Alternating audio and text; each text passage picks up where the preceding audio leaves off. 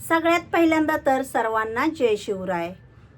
स्वार्थी आणि मतलबी लोकांसोबत कसं वागायचं, स्वार्थी आणि मतलबी लोकांना कसं ओळखायचं, हेच आपण आजच्या व्हिडिओमध्ये पाहणार आहोत.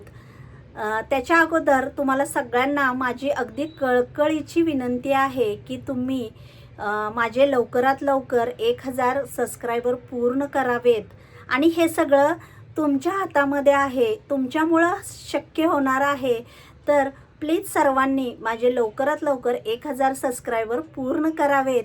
आणि मला असं वाटतंय की आजच्या व्हिडिओमधूनच हे माझं जे काही स्वप्न आहे 1000 सबस्क्रायबर पूर्ण व्हायचं, हे आजच्या व्हिडिओमधूनच तुम्ही पूर्ण कराल. तर बघा, अगदी पावला पावलाला क्षणाक्षणाला आपल्याला स्वार्थी लोक भेटत असतात, मतलबी लोक भेटत असतात. तर त्यांना कसं ओळखायचं? आता 1-2 भेटीत किंवा अगदी थोड्या थोड्या भेटीत, अगदी 5-10 मिनटाच्या भेटीत तुम्ही स्वार्थी आणि मतलबी लोक ओळखू शकता का? नाही ना. किंवा म्हणा, समजा तुम्ही कधीतरी फोनवर बोलताय किंवा कधीतरी तुम्ही भेटताय, त्यावेळेस तुम्हाला ते स्वार्थी आहेत किंवा मतलबी आहेत असं वाटतं का? नाही. कारण आपलं अगदी 5 ते 10 मिनटाचं बोलणं असतं आणि ज्यावेळेस आपण भेटतो त्यावेळेस 5 ते 10 मिनटाचं त्यावेळेसही बोलणं असतं आणि थोड्या वेळासाठी भेटतो, त्यामुळं त्या लोकांना आपण नाही ओळखू शकत. ज्यावेळेस समोरचा तो व्यक्ती तुमच्या सतत संपर्कात राहतो, म्हणजे सतत म्हणजे कसं की दिवसातून एकदा तरी तुम्हाला तो भेटत राहतो, म्हणजे रोज तुम्हाला दिवसामध्ये एकदा तरी भेटत राहतो, त्यावेळेस हळूहळू तुम्ही त्या व्यक्तीला ओळखत जाल. तो व्यक्ती कसा आहे, त्याचा स्वभाव कसा आहे हे ओळखाल. आता या जगामध्ये 3 प्रकारचे स्वार्थी मतलबी लोक असतात. सगळ्यात पहिला व्यक्ती असतो तो म्हणजे की त्याला असं वाटत असतं की माझं चांगलं व्हावं, माझ्याकडे खूप पैसा यावा, माझी फॅमिली खूप आनंदात राहावी, मी खूप श्रीमंत व्हावं.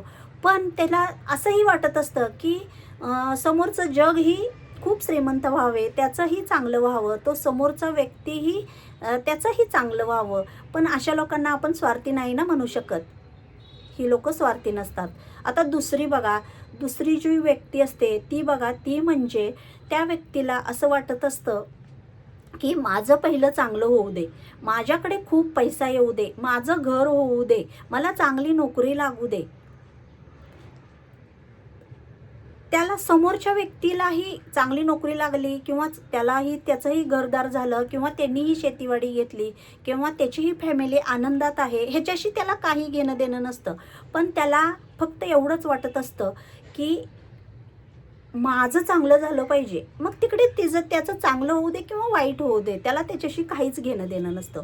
आता बघा, तिसरा व्यक्ती आहे तो महास्वार्थी व्यक्ती म्हणता येईल त्याला. त्या तिसऱ्या व्यक्तीला असं वाटत असतं की फक्त आणि फक्त माझंच चांगलं झालं पाहिजे, माझ्याकडेच भरपूर पैसा आला पाहिजे, मीच श्रीमंत झालो पाहिजे, माझ्याच मुलाला चांगली नोकरी लागली पाहिजे किंवा मला चांगली नोकरी लागली पाहिजे, माझ्या फॅमिलीचं चांगलं झालं पाहिजे. मग तिकडं दुसऱ्याची फॅमिली तिकडे खड्ड्यात का जाईना किंवा तिकडे त्याचं काही होऊ दे, त्याचं अगदी वाटोळं झालं तरी त्याला काही फरक पडत नाही. हा तिसरा व्यक्ती असतो महास्वार्थी व्यक्ती. आणि याच महास्वार्थी व्यक्तीसोबत आपल्याला कसं वागायचंय हेच आता आपण पाहणार आहोत. कसं त्याला ओळखायचं, त्याच्याशी कसं वागायचं. तर बघा, सगळ्यात पहिली गोष्ट म्हणजे अजिबात महास्वार्थी व्यक्तीसोबत तुम्ही वेळ घालवू नका, अजिबात त्याच्यासोबत राहू नका. तुम्ही जेवढं त्याच्यासोबत राहाल तेवढा तुम्हाला त्रास तुमचा वाढत जाईल. तुम्ही सतत विचार करत राहाल, सतत तुमच्या वाट्याला टेन्शन येईल. त्यामुळे अशा व्यक्तीसोबत अजिबात राहू नका. आता दुसरी गोष्ट म्हणजे अशा व्यक्तींना तुमचं काही होतंय किंवा तुमच्यासोबत जे काही घडतंय त्याचा काडी मात्र फरक पडत नाही.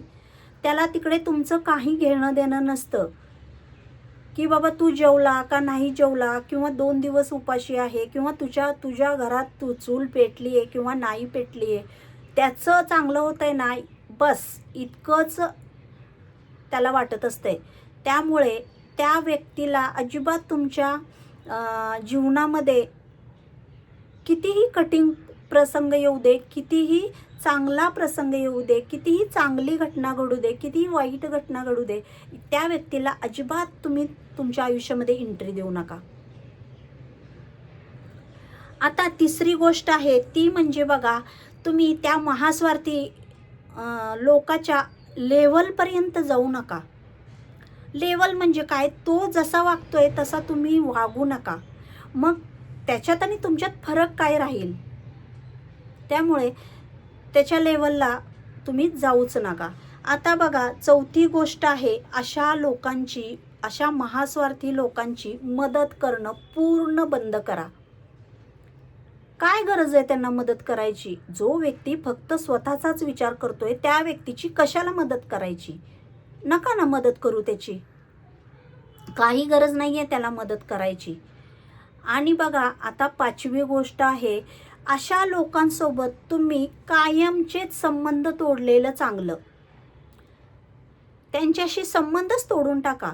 काय गरज आहे? ज्या व्यक्तीपासून तुम्हाला त्रास होतोय, ज्या व्यक्तीपासून तुमची झोप उडालेली आहे, ज्या व्यक्तीचा तुम्ही सतत विचार करताय, त्याच्यामुळे तुम्हाला मानसिक शारीरिक त्रास होतोय, या व्यक्तीशी संबंध ठेवायचं काहीच गरज नाही. त्या व्यक्तीपासून पूर्ण संबंध तोडून टाका. आणि बघा, पाचवी आणि सहावी आणि अतिशय महत्त्वाची गोष्ट आहे ती म्हणजे अशा व्यक्तींसोबत वेळ अजिबात घालवू नका. जेवढा तुम्ही त्या व्यक्तीसोबत वेळ घालवाल, जेवढं तुम्ही त्याच्या संपर्कात राहाल, तेवढे तुमच्या डोक्यात तेच विचार येत राहतील. सतत तुम्हाला त्या गोष्टीचा त्रास होईल. सतत तो असाच का बोलला, तो तसाच का बोलला, मी तसा वागलोच नाही तरी तो माझ्याशी असं वागतोय. म्हणून तुम्ही त्या व्यक्तीशी अजिबात, त्या व्यक्तीसोबत वेळ घालवू नका. आणि या सगळ्या तुम्हाला महास्वार्थी लोक तो व्यक्ती किंवा ती लोक त्यांच्यासोबत कसं वागायचं किंवा कसं त्यांना ओळखायचं, जे काही मी तुम्हाला सांगितलं आहे, तुम्हाला तुमच्या आयुष्यामध्ये असा व्यक्ती भेटलेला आहे किंवा नाही हे मला नक्की कमेंटमध्ये सांगा. जय शिवराय.